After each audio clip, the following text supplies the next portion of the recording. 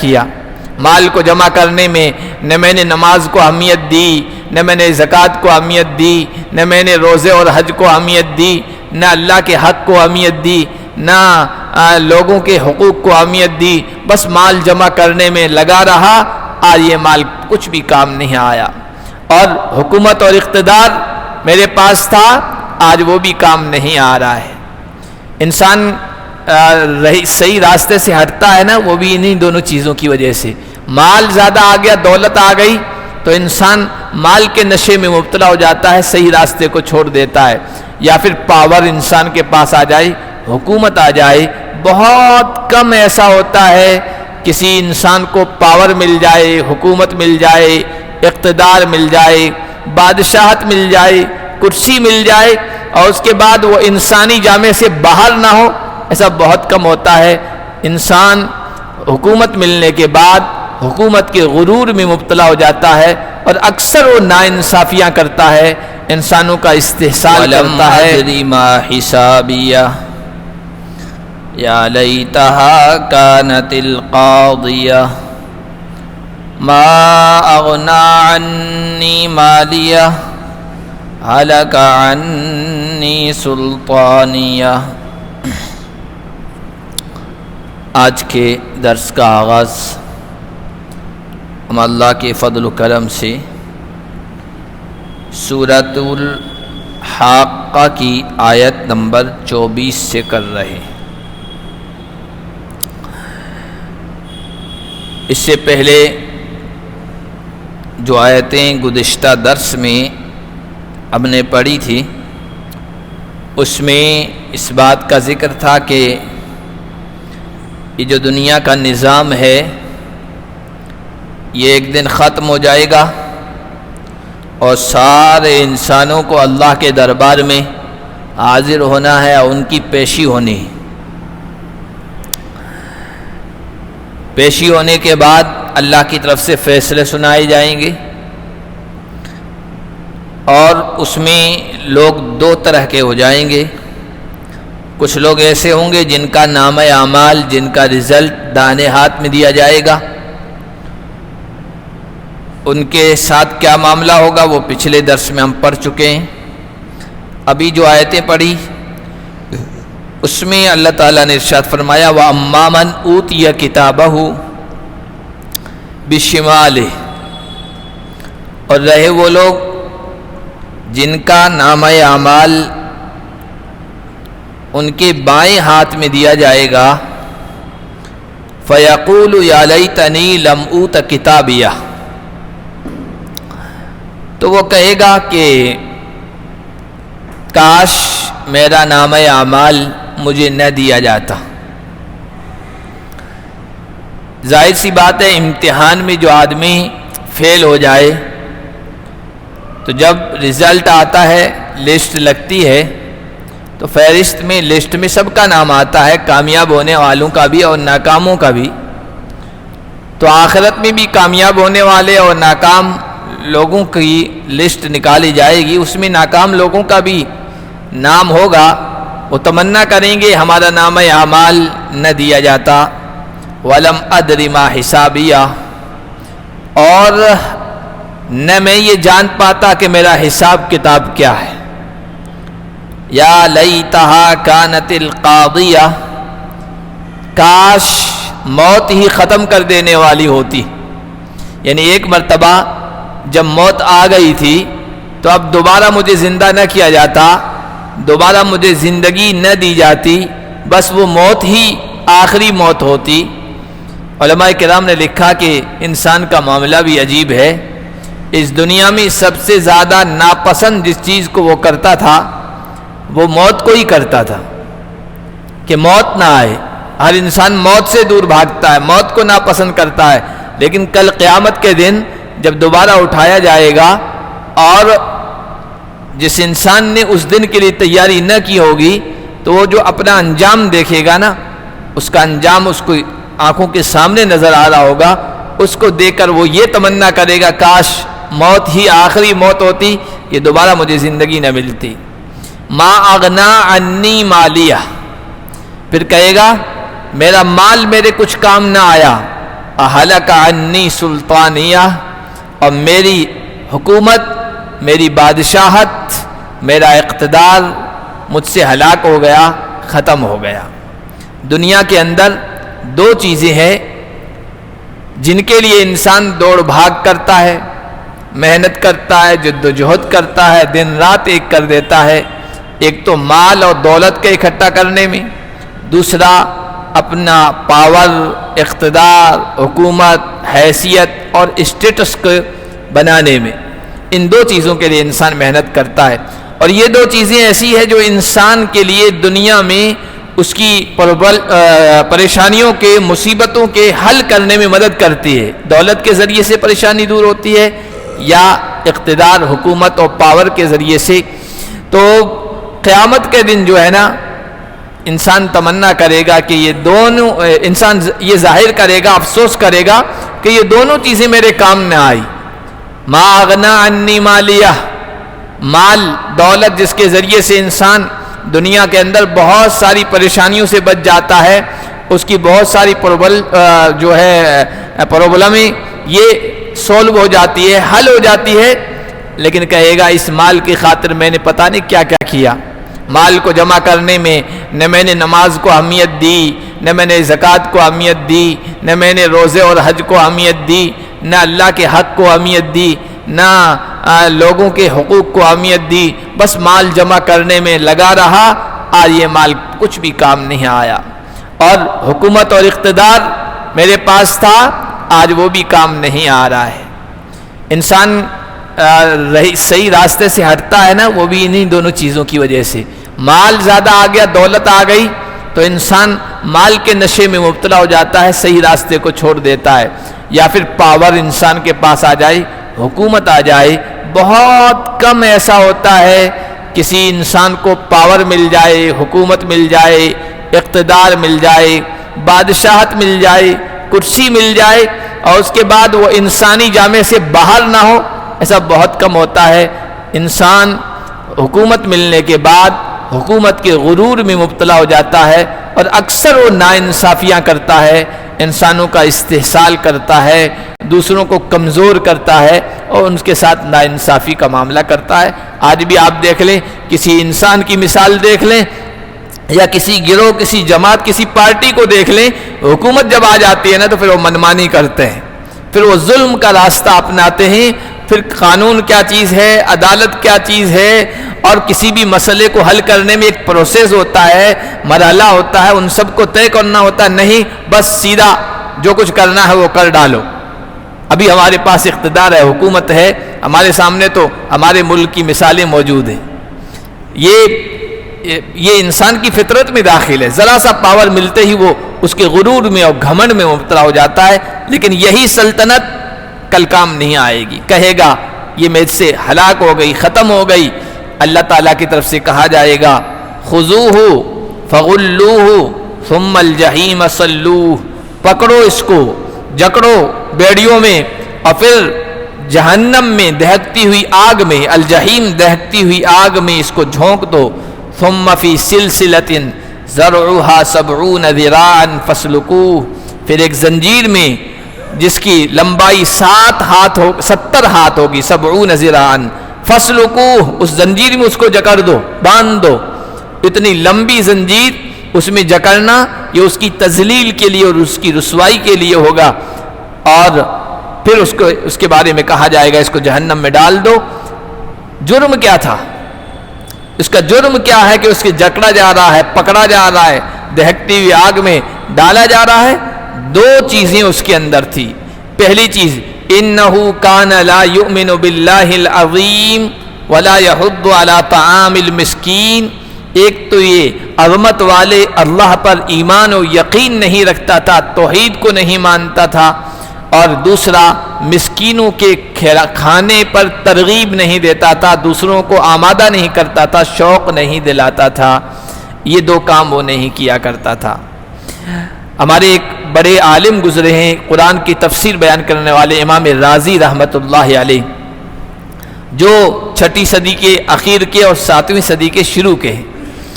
انہوں نے کہا کہ اگر پورے دین کا خلاصہ اور نچوڑ صرف 2 جملوں میں یا 2 کلمات میں سیکھنا ہے، سمجھنا ہے، تو پھر یہ جان لو کہ پورے دین کا خلاصہ ہے التعظیم لامر اللہ والشفقۃ علی خلق اللہ، اللہ کے معاملے کی تعظیم، اللہ کو ایک ماننا، اللہ کی عظمت اپنے دل میں بٹھانا، اللہ کی قدرت کو سمجھنا، اس کو تسلیم کرنا، اور اللہ کی مخلوق پر شفقت کا معاملہ کرنا، یہ پورے دین کا خلاصہ ہے۔ باقی سب چیزیں انہی دونوں کی تفصیل ہے، ڈیٹیل ہے۔ اسی کو دوسرے انداز میں علماء بیان کرتے ہیں کہ دین 2 چیزوں کا نام ہے، یا اللہ کے حق کا نام ہے یا بندوں کے حق کا نام ہے، اور یہ دونوں چیزیں یہاں بیان کی جا رہی ہے۔ جہنم میں کسی کو کیوں ڈالا جائے گا؟ اللہ کا حق نہیں ادا کرتا تھا، ایمان نہیں لایا کرتا تھا، اور مسکینوں کے کھانے پر ترغیب و شوق نہیں دلایا کرتا تھا۔ مسکینوں کو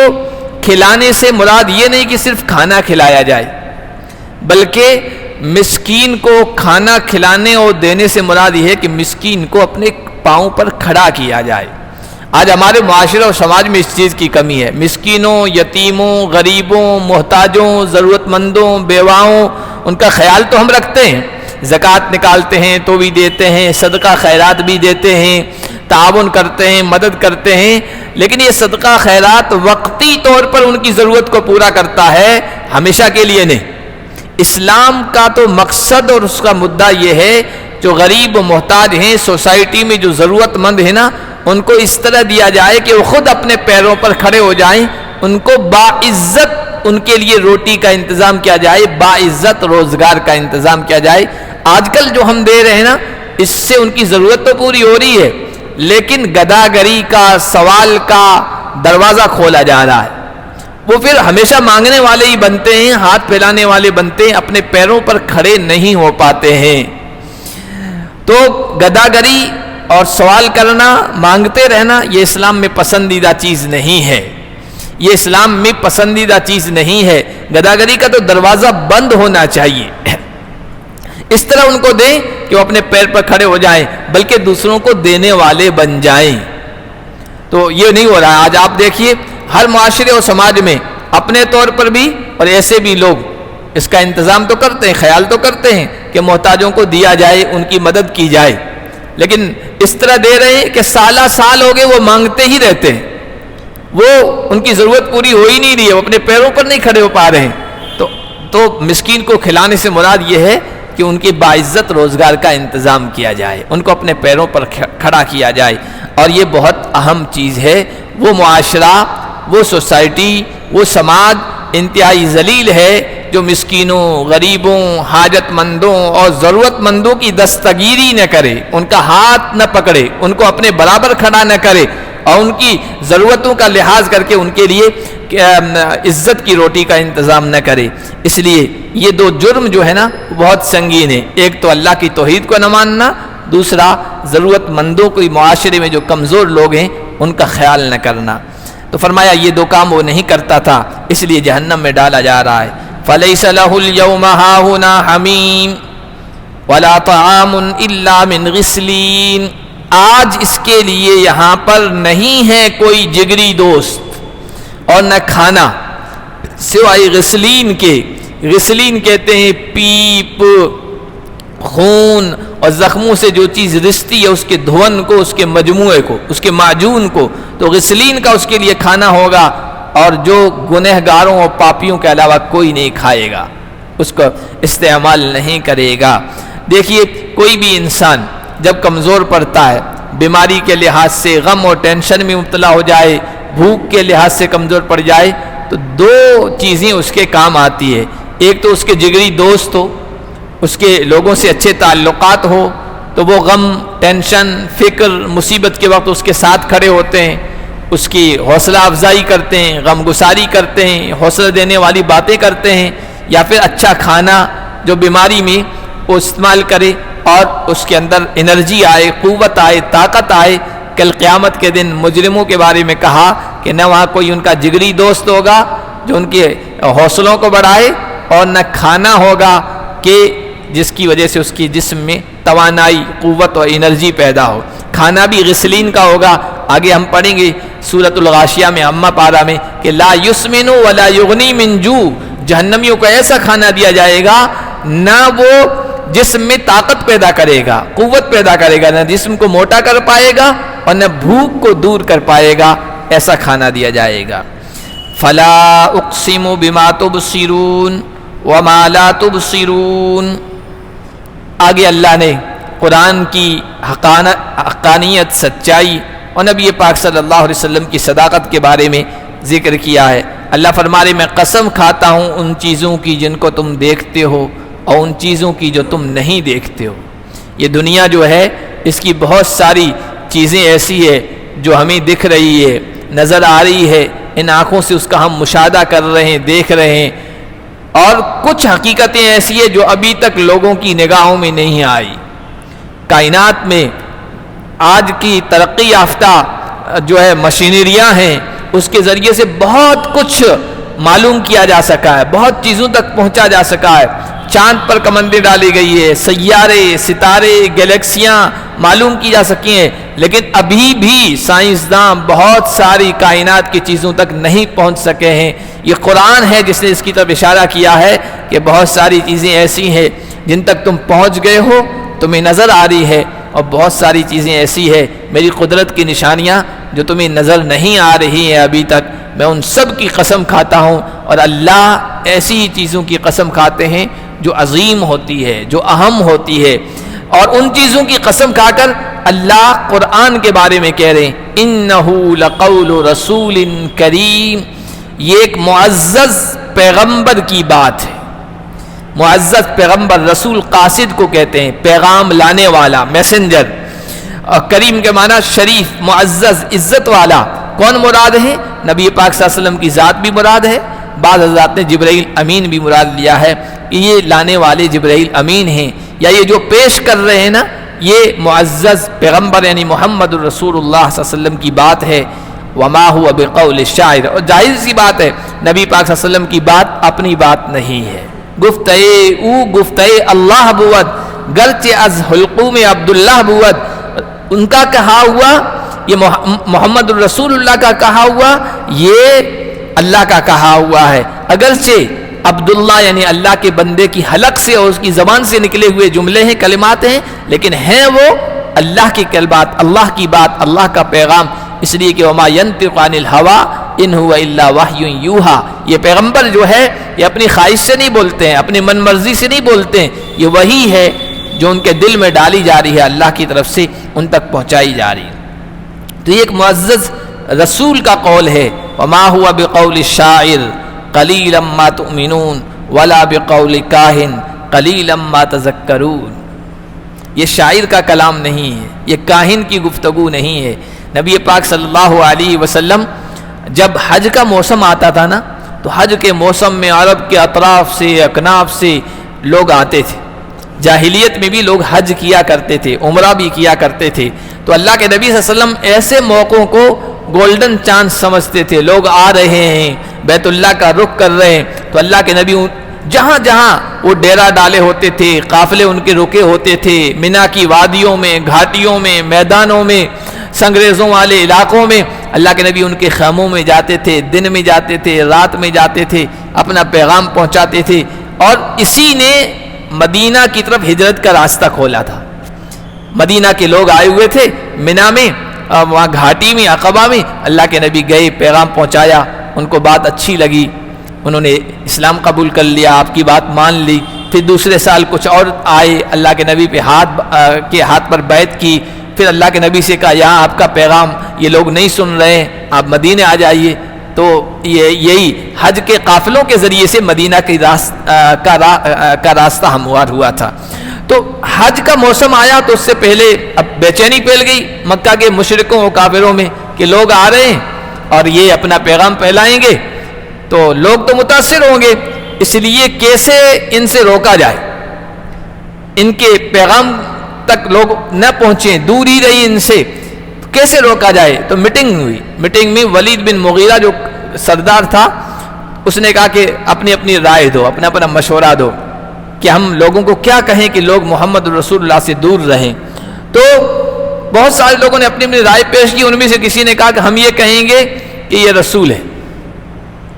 یہ رسول جو ہے نا یہ شاعر ہے، شاعر کہیں گے، یہ شعر و شاعری کر رہے ہیں، تک بندی کر رہے ہیں، اور شاعروں کی بات تو لوگوں کو اچھی لگتی ہے۔ شاعر جب شعر پڑھتا ہے اور کبھی جب اپنے کویتا پیش کرتا ہے نا لوگوں کو اچھی لگتی ہے، لوگ واہ کہتے ہیں، سبحان اللہ کہتے ہیں، وہ ایک تک بندی ہوتی ہے۔ تو یہ بھی تک بندی ہے قرآن کریم، ہم یہ کہیں گے تو لوگ دور رہیں گے۔ تو عرب کے لوگ تو خود شاعر تھے، ان کی گھٹی میں شعر و شاعری پڑی ہوئی تھی۔ ولید بن مغیرہ کہنے لگا یار یہ تو بے معنی بات ہوئی، ہم سب لوگ شعر و شاعری کو جانتے ہیں، قرآن شعر و شاعری نہیں ہے اور نہ محمد شاعر ہے، یہ تو کچھ اور ہی کلام ہے۔ شاعر تو جو ہے نا خیالی باتیں پیش کرتے ہیں، ایسی ایسی باتیں زمین سے، حقیقت سے ان کا کوئی تعلق نہیں ہوتا ہے۔ شاعروں کو دیکھو نا ایسے ایسے خیالی باتیں کرتے ہیں، خیالی مضامین، خیالی سبجیکٹ پیش کرتے ہیں کہ اس کا حقیقت سے کچھ تعلق نہیں ہوتا ہے۔ تو یہ شاعر نہیں ہے، شعر و شاعری نہیں ہے قرآن کریم۔ تو دوسرے نے کہا ہم لوگوں سے کہیں گے یہ کاہن ہے۔ کاہن کہتے تھے کہ وہ لوگ جو مستقبل کی، غیب کی چھپی ہوئی باتیں بتاتے ہیں، اور جن سے، بھوت پریت سے، پریوں سے، جن کا گویا لوگ کہتے ہیں ان کا تعلق ہے، شیاطین سے ان کا تعلق ہے، اور وہ آ کے ان کو بتاتے ہیں، اور یہ اس میں جو ہے جو مکس کی ہوئی جھوٹ ہوتی ہے، ملاوٹ ہوتی ہے، اسی کو لوگوں کو آگے بتاتے ہیں۔ غیب کی باتیں بتانے والے یہ کاہن ہیں، یہ ہم کہیں گے تو لوگ ان سے دور رہیں گے۔ تو ولید بن مغیرہ نے کہا کہ نہیں، کاہن نہیں ہے۔ کاہنوں کی جو باتیں ہوتی ہیں نا، کاہن بھی مسجع، مقفع، وزن والی باتیں پیش کرتے ہیں، لیکن اس میں بہت ساری باتیں بھرتی کی ہوتی ہے، یعنی ان باتوں کا کوئی مطلب نہیں ہوتا، کوئی مقصد نہیں ہوتا ہے، صرف بھرتی کی ہوتی ہے۔ بات اس انداز سے پیش کرتے ہیں کہ سامنے والا متاثر ہو جاتا ہے۔ یہ تعویذ گنڈے کرنے والے عامل لوگ اور جیوتشی لوگ، یہ ان کے پاس جائیے نا آپ تو بعض سامنے والے کو متاثر کرنے کے لیے، اس پر اچھا اثر ڈالنے کے لیے ایسی ایسی باتیں پیش کرتے ہیں، ایسے جملے نکالتے ہیں کہ سامنے والا، وہ بیچارہ ایسے ہی پہلے سے کمزور ہے، اسی لیے تو اس کے پاس گیا ہے، خیال اور عقیدے کے اعتبار سے کمزور ہے، اس کے پاس گیا ہے، وہ اس طرح جو ہے اس پر اثر ڈالنے کو جل تو، جلال تو، آئی بلا کو ٹال تو، کمال قدرت تو، ایسے ایسے جملے بولتے ہیں، تو سامنے والا متاثر ہو جاتا ہے، یار اس کے پاس کچھ پاور ہے کچھ طاقت۔ یہی آپ پنڈتوں کا دیکھ لیجئے اور جیوتشیوں کا معاملہ اسی طرح کا ہوتا ہے، کچھ جملے، کچھ عبارتیں وزن والے، مقفع مسجع، رٹے رٹائے ہوتے ہیں، اور وہ اس وقت جب ان کا جو گراہک آتا ہے نا، کسٹمر آتا ہے، تو اس وقت وہ کرتے ہیں، اس طرح کرتب دکھاتے ہیں، جملے بولتے ہیں، سامنے والا متاثر ہو جاتا ہے۔ تو یہ کاہنوں کی باتیں اس طرح کی ہوتی تھی، تو کہا یہ کاہن ہم کہیں گے، تو کہا کہ کاہن کی کہاں، کاہنوں کی بات کہاں، محمد رسول اللہ کی ایسی بات جو وزن پر تولو تو کوئی نہ زائد نکلے، جو نہ بے مطلب بات نکلے، ہر بات کانٹے کی تول پر پوری اترتی ہے قرآن کریم کی، یہ کاہنوں کی بات نہیں ہے۔ تو اللہ تعالیٰ نے کہا کہ وما ہوا بقول الشاعر قلیلا ما تؤمنون، یہ کسی شاعر کا کلام نہیں ہے، لیکن پھر بھی بہت کم تم ایمان لاتے ہو، اور نہ کسی کاہن کی یہ بات ہے، قلیلا ما تذکرون، تم بہت کم نصیحت کی باتیں حاصل کرتے ہو، نصیحت کی باتیں لیتے ہو۔ تنزیل من رب العالمین، یہ تو سارے جہاں کے پروردگار کی طرف سے اتارا ہوا سچا پکا کلام ہے، یہ نہ شعر و شاعری ہے، یہ نہ کہانت ہے، نہ کوئی تک بندی ہے۔ حضرت عمر بن خطاب رضی اللہ تعالیٰ عنہ کے بارے میں آتا ہے، اسلام تو بعد میں قبول کیا، اللہ کے نبی صلی اللہ علیہ وسلم کو تکلیف دینے میں پیش تھے، آگے رہتے تھے۔ ایک مرتبہ وہ خود کہتے ہیں کہ اللہ کے نبی اپنے گھر سے نکلے تو میں بھی نکلا پریشان کرنے کے لیے، اور بیت اللہ کی طرف نکلے، وہ بیت اللہ حضور پہلے پہنچ گئے، میں تھوڑا دیر سے پہنچا۔ میں جب پہنچا تو کیا دیکھتا ہوں کہ اللہ کے نبی وہاں نماز پڑھ رہے ہیں، اور نماز میں یہی سورۃ الحاقہ شروع کری ہے۔ تو اللہ کے نبی صلی اللہ علیہ وسلم نے سورۃ الحاقہ کو اس طرح تلاوت کیا، اس طرح پڑھا کہ اس کا جو انداز ہے، اسلوب ہے، پھر اللہ کے نبی کی زبان، میں متاثر ہو گیا تو میرے دل میں یہ بات آئی، یار یہ تو شاعر ہے۔ شعر و شاعری بھی آدمی کو پسند آتی ہے، دل میں اترتی ہے۔ آپ دیکھیے موقع کے اعتبار سے کوئی شاعر کوئی شعر پڑھتا ہے نا تو لوگ جھوم اٹھتے ہیں، متاثر ہو جاتے ہیں۔ تو میں نے کہا یہ شاعر ہے، تو اللہ کے نبی پڑھتے پڑھتے یہاں پہنچ گئے وما ہوا بقول شاعر قلیلا ما تؤمنون، یہ شاعر کا کلام نہیں ہے، تم ایمان نہیں لاتے ہو، لیکن ہے شاعر کا کلام یہ نہیں۔ تو میں سوچنے لگا شاعر کا کلام نہیں ہے، آپ شاعر نہیں ہے تو کاہن ہوں گے، عربوں میں کاہن بہت ہوتے تھے اس طرح کی باتیں غیب کی بتانے والے، بھوپے، تو کہا یہ بھوپے ہیں، کاہن ہیں، تو اللہ کے نبی نے آگے پڑھ دیا وَلَا بِقَوْلِ كَاهِن قَلِيلًا مَا تَذَكَّرُونَ، یہ کاہنوں کا، بھوپوں کا، غیب کی باتیں بتانے والوں کا کلام بھی نہیں ہے، لیکن تم نصیحت حاصل نہیں کرتے ہو، یہ تو اللہ کا رب العالمین کا اتارا ہوا کلام ہے۔ حضرت عمر کہتے ہیں اسی دن اللہ کے نبی کی سچائی، قرآن کی صداقت میرے دل میں اتر گئی تھی، اور میں یہ سمجھ لیا تھا کہ ان کا پیغام سچا پیغام ہے، اگرچہ ایمان تو بعد میں قبول کیا، لیکن اس واقعے سے میرے دل میں ایمان اتر چکا تھا۔ وَلَوْ تَقَوَّلَ عَلَيْنَا بَعْضَ الْأَقَاوِيلِ، تیسری بات وہ کہتے تھے یا تو شاعر ہیں یا کاہن ہیں، یا پھر یہ کہ اپنا کلام ہے، ان کا خود کا کلام ہے اور اللہ کے سر منڈ دیا ہے، اللہ کی طرف منسوب کر دیا کہ اللہ نے اتارا ہے۔ تو اللہ نے فرمایا اگر یہ بعض باتیں ہم پر گھڑ دیں تو پھر بھائی ہم چھوڑتے نہیں ہیں کسی کو، ہماری طرف کوئی غلط بات منسوب کر دے ہم نہیں چھوڑتے ہیں۔ لَأَخَذْنَا مِنْهُ بِالْيَمِينِ، تو ہم اس کا دائیں ہاتھ پکڑ لیتے، یہ کیا کر رہے ہو، بات خود کہتے ہو اور ہماری طرف جوڑ رہے ہو، ہم سے منسوب کر رہے ہو۔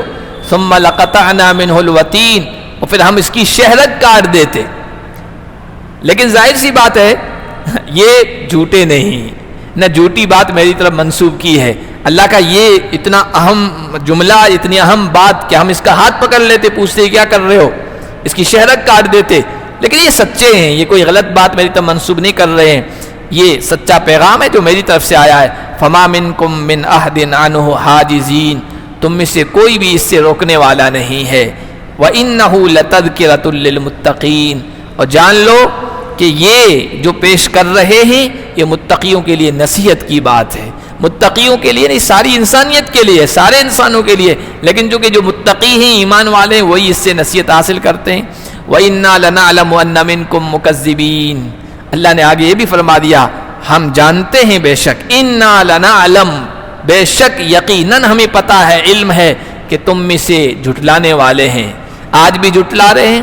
آئندہ بھی جھٹلاتے رہیں گے، قیامت تک ایسے لوگ آتے رہیں گے جو کہیں گے یہ مذہب غلط ہے، یہ قرآن غلط ہے، یہ کتاب غلط ہے، یہ رسول کوئی رسول نہیں۔ آج بھی آپ دیکھ لیجئے لوگ اسی طرح کی باتیں کر رہے ہیں، اللہ نے پہلے حقیقت بتا دی، تم میں سے اتنی سچی بات کو سامنے آنے کے باوجود بھی جھٹلانے والے رہیں گے، لیکن یاد رکھیں وَإِنَّهُ لَحَسْرَةٌ عَلَى الْكَافِرِينَ، انکار کرنے والوں کے لیے یہ حسرت بنے گا، افسوس بنے گا، کل قیامت کے دن جب حقیقت سامنے آئے گی نا تو یہ اپنے دانتوں کو کاٹ کھائیں گے، ہائے افسوس یہ ہم نے کیا کر دیا، کاش اس پیغام کو قبول کر لیتے، اس کے خلاف پروپیگنڈا نہ کرتے۔ وَإِنَّهُ لَحَقُّ الْيَقِينَ، اور بے شک یہ ثابت شدہ یقینی چیز ہے، یہ تو حق ہے، یقینی چیز ہے، اس کو مان لو آج تو فائدے میں رہو گے، اور مان کر فَسَبِّحْ بِاسْمِ رَبِّكَ الْعَظِيمِ، اپنے عظمت والے رب کی تسبیح بیان کرو، اس کی عظمت کے گن گاؤ، اس کی توحید کو بیان کرو، اور اپنے